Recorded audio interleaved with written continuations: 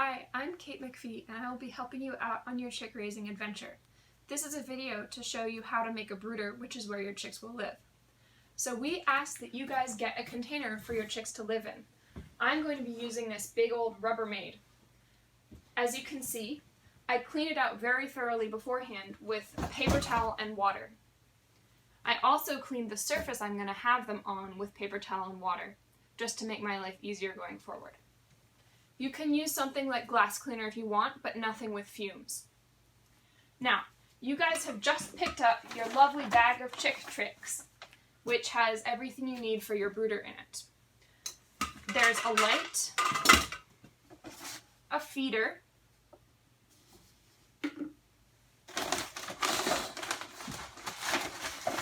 a waterer, a bulb for your heat lamp,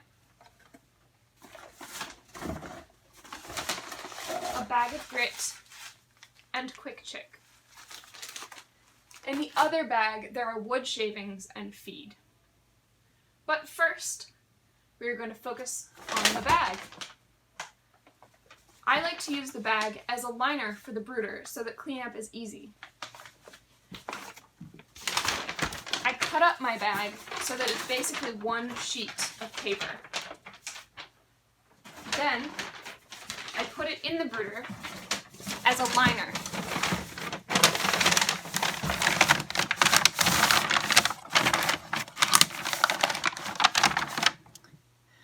For the first couple days of having chicks, this is all you want as their bedding because they're too baby to deal with wood chips yet. When you want to clean it out, simply cut up another bag, scoop this out, leave your chicks in there. They'll find it very exciting, but it'll be okay. And replace the paper.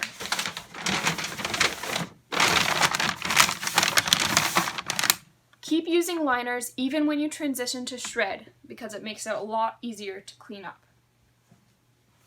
Next, I'm going to show you how to set up the food. The feeder is this container. You can tell because it has the holes for the chick heads. To set up a feeder, take the quart container, fill it with feed. I have one that I've already filled here. And add the chick grit. This is grit. It is small rocks. They need this for digestion. Know that you're adding an appropriate amount of grit. Sprinkle it in like you would a pinch of salt. If it seems like you would be making this food too salty, then it's too much grit. Then, mix the food up. I'm not actually going to do this because I don't have any chicks yet.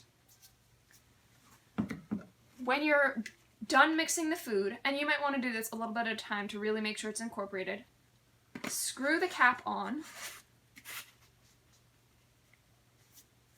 and turn it upside down. This will ensure that the chicks will have enough food for a long period of time, and that when they inevitably kick their poo and shred into the feeder, not all the feed will be ruined. I'm going to put this feeder in the brooder rather, somewhere where the chicks can get around to all of the holes. To make the chick water, I am going to take a gallon container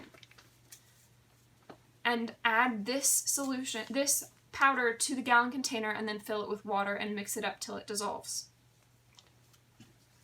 Then, I will pour it into this quart container, save the other 3 quarts for later, put the quart base back on, screw it on carefully, and invert it. The liquid should fill up to just about that level so the chicks won't drown. Then I will put it in the brooder. Next is setting up the light. So we asked you guys to set up a lid. I have a lid here. It's basically a wooden frame screwed together with some chicken wire zip tied to it. I'm just going to let it rest on the top here. This will prevent the chicks from leaping out when they're adolescents and from getting too cold when they're babies. Now, for the light part. You guys have these lamps.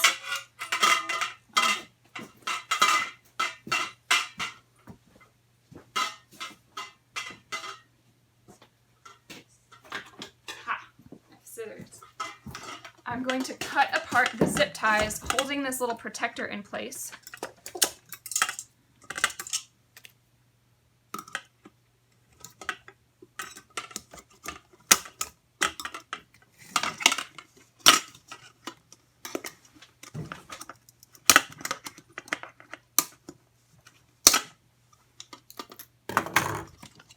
Now, depending on your setup, when you want the brood, right now, I'm going to start it off with the lamp right here so the chicks get maximum warmth. As they grow older, it might want to be elevated, at which point you can place this protector on it. But for now, I'm going to leave it off. I'm going to carefully open my bulb. These are breakable and expensive.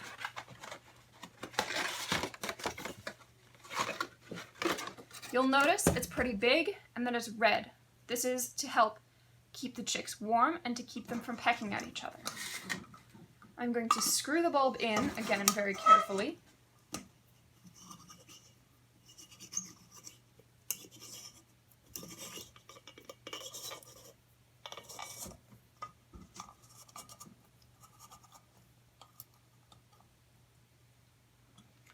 And then it looks like I am going to want to use my protector. These are always a little bit challenging. Excellent.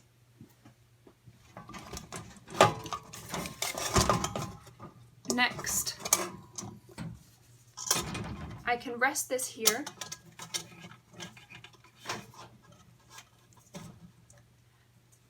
And we have a clamp which we can attach, so you can clamp it to something else. It's not working well for my clamp situation.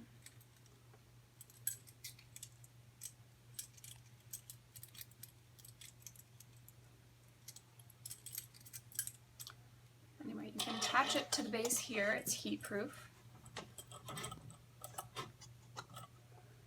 Into this business here.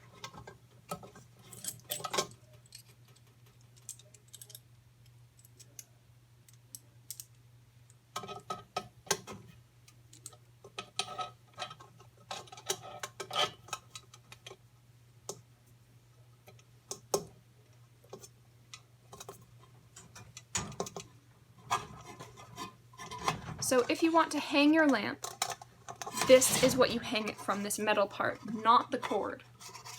If you want it to hold on to something else, you can use this clamp.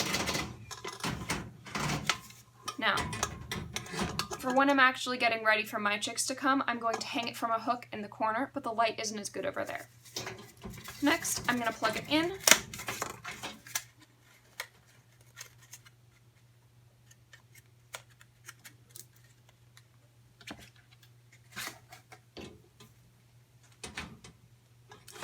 But oh no, my feeble cord won't reach all the way.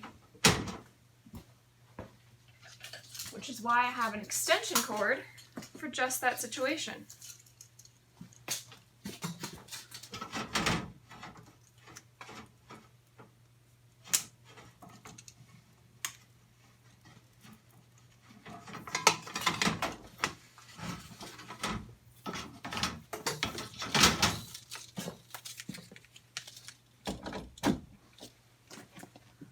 Voila! Now, as of turning this on, this is going to get very hot very quickly.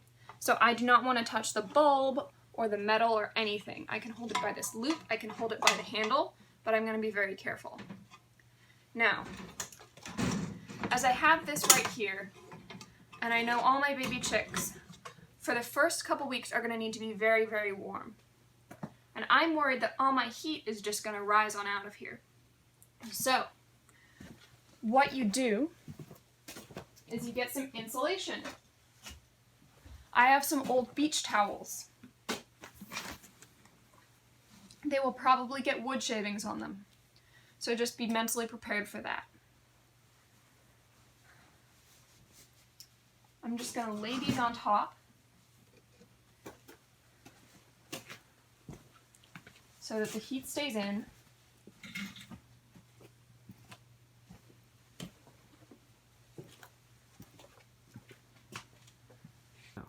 Now that I've got my chick house nice and insulated with the towels and my heat lamp on, I would ideally check the temperature.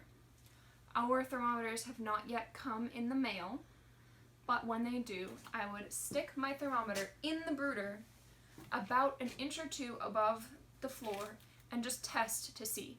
For the first week, you're going to want your chicks around a temperature of about 95 degrees Fahrenheit. In each successive week, they're going to want to be 5 degrees cooler, about. To get them cooler, I might remove some of my insulation, or I might try to hang my lamp a little farther up and back.